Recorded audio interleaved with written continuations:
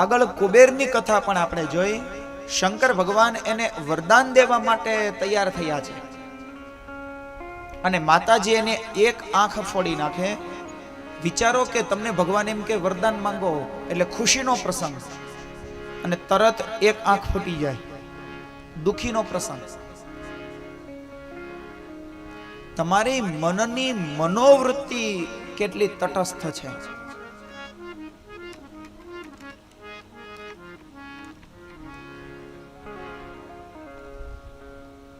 આ મનની જ બધી ઈચ્છાઓ છે મહારાજ, જે બધી ઇન્દ્રિયો દ્વારા પ્રગટ થાય.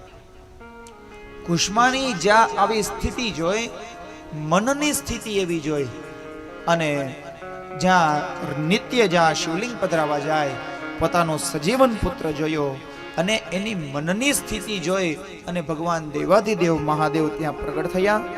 અને ભગવાને પરીક્ષા કરવા માટે થઈને શું કીધું?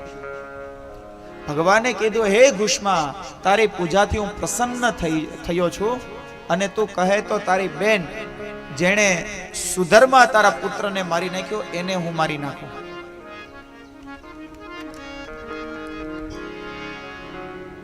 કુષ્માએ કીધું કે મહારાજ, એને પુત્રને મારી નાખ્યો તો પણ મારા મનની સ્થિતિ એ જ હતી, કોઈના વિશે ખરાબ નહીં, અને કોઈના વિશે આપણા તરફથી ખોટું થાય એવું શા માટે વિચારો?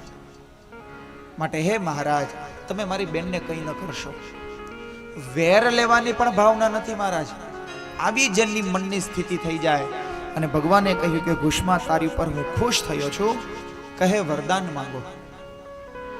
કહે છે, હે પ્રભુ, તમે મારી ભક્તિથી પ્રસન્ન થયા હોય તો એક જ વસ્તુ મને આપો. અને કુષ્મા કહે છે, સોવાચ તદવચઃ શ્રુતવા યદિ દેવો વરસ્ત્વયા લોકનાથમ ચૈવ રક્ષાર્થમ મત્પ્રસ્થાય મહાખ્યયા યત્ર સ્થાયમ મહાખ્યયા. હે મહારાજ, તમે મારી પૂજાથી પ્રસન્ન થયા હોય તો લોકાનામ ચૈવ રક્ષાર્થમ, લોકોના રક્ષણ માટે થઈ અને તમે મારા નામથી અહીંયા સ્થાપિત થાવ. જ્યાં એવા તથાસ્તુના આશીર્વાદ આપ્યા, લોકો જયકાર કરવા લાગ્યા.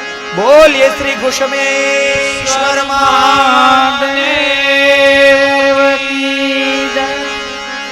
ભગવાન ત્યાં ઘુષ્માના નામથી પ્રસિદ્ધ થયા છે.